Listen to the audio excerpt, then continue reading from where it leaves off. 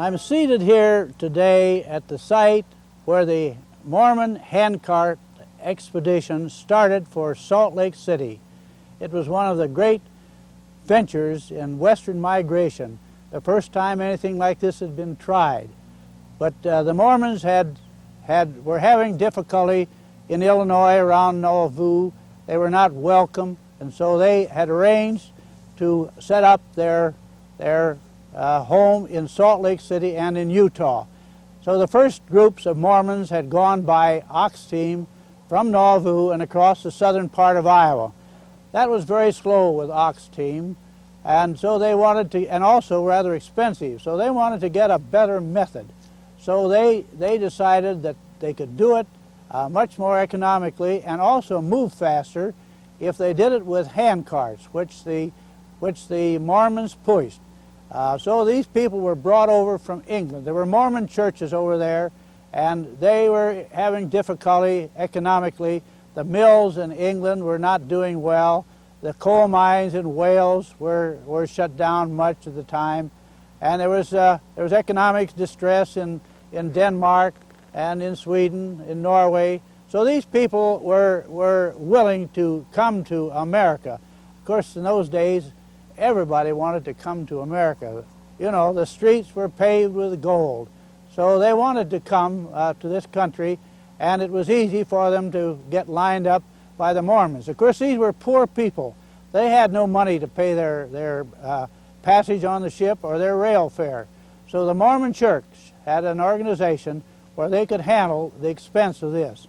And they found that the best way, the shortest way, the most economic way was for these people to go by boat from Liverpool, England, to Boston, Massachusetts.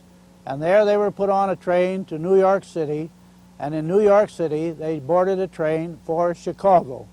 And of course they were a day or so in Chicago, and then they came on to Iowa City.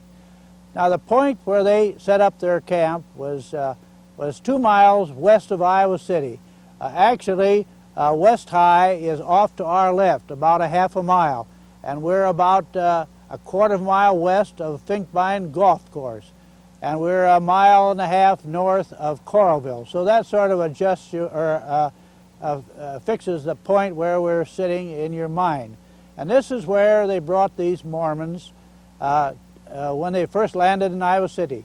They spent a couple of nights in the depot, and then they came on out here, and there was a veritable tent city stretching on west where these Mormons stayed.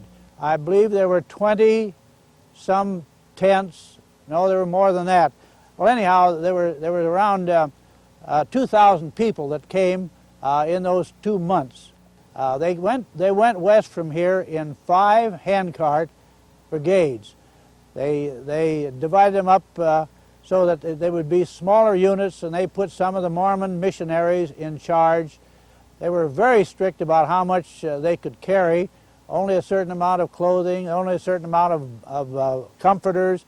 The food was limited as to how much they could take, and so it was an ordeal to make the trip. And to top it off, there were 3 women to every man, and there were many children, and there were many old men.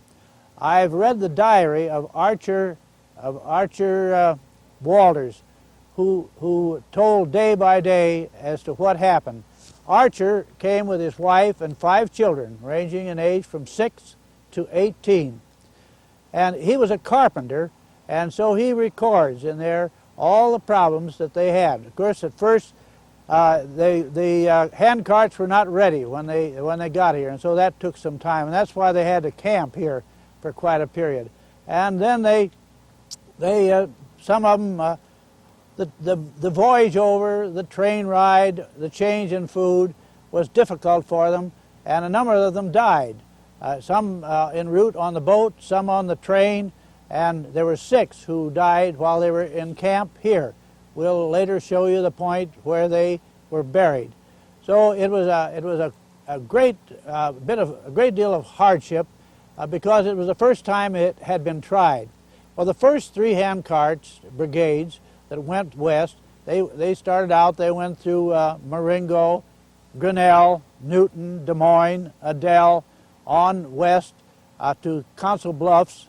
And then at Council Bluffs they went north on the Missouri River to a point right opposite Florence, and that was sort of a headquarters. There were many Mormons there.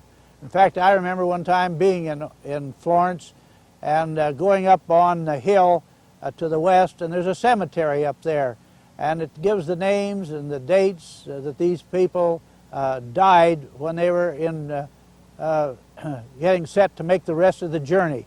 It's a distressing situation, and yet out of it these people did build a great church organization in Salt Lake, and today, of course, they're one of the strongest religious organizations in the country.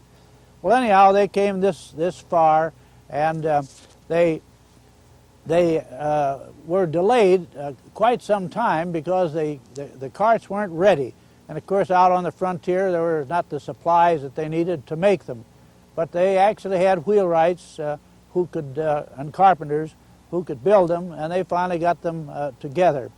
Well, the first three companies got through fairly well.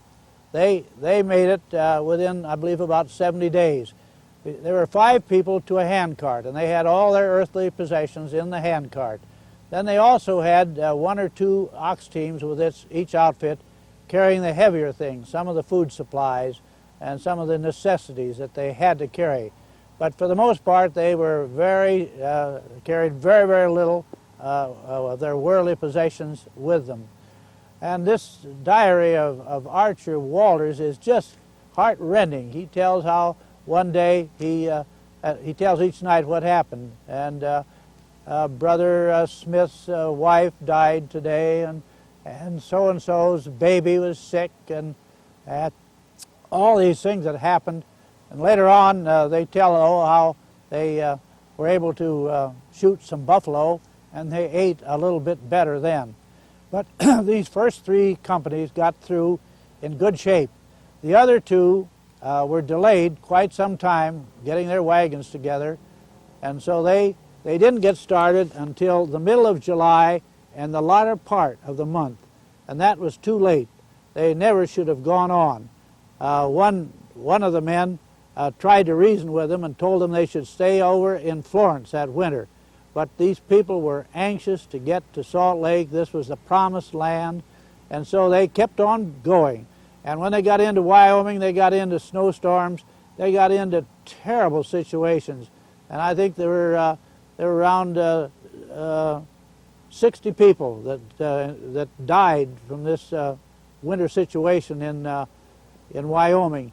But they finally made it, and those were 5 companies that went the first year.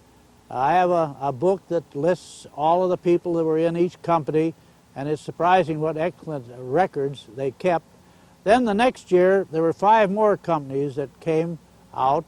3 of them came to Iowa City and started from here, and 2 others went to St. Louis, and then I believe they went up the Missouri River to Omaha, and then they started from this town of Florence, which is on the north edge of Omaha, and they went from there on into Salt Lake City. Those groups, the second year, did much better. They knew more about what they were doing. They knew when they should start and when they shouldn't, and so those groups made it in pretty good time. There were some other companies that went as late as 1860, and that was the end of the handcart migration to Salt Lake. Up in Coralville, there is a stone. It's to the west of the town, and it's along what used to be Highway 6, and it commemorates the handcart expedition from Iowa City to Salt Lake City. That really was not where the people were encamped, but it was at that time you couldn't get down in here. There was no way to put a stone here that anyone would see, so they put it in Coralville. And I used to wonder when I first hear about the Mormons being out here just west of Iowa City, I wondered why they didn't come on the train as far as Coralville and then get off. But of course, the railroad didn't run that far. In fact, it got to Iowa City New Year's Eve, 1855, just as the church bells were ringing out the old year. And 1856 was the first year when there was very much use of the railroad. And of course that was a great boon for Iowa City. Lots of supplies came here, building supplies, paint, all sorts of materials that before they had to bring overland or up the Mississippi and then cart over from Muscatine. But when the railroad got to Iowa City, well then of course things began to boom, and that's when the Mormons came this far. And it was a great boon to their group that they were able to get this far by rail. But when you read these diaries of what happened, the sickness, and they kept going in the hot weather, going across Iowa. It was dusty. These people sick. Some of them couldn't walk. Just imagine having to keep on going with that situation. It's really heart-rending.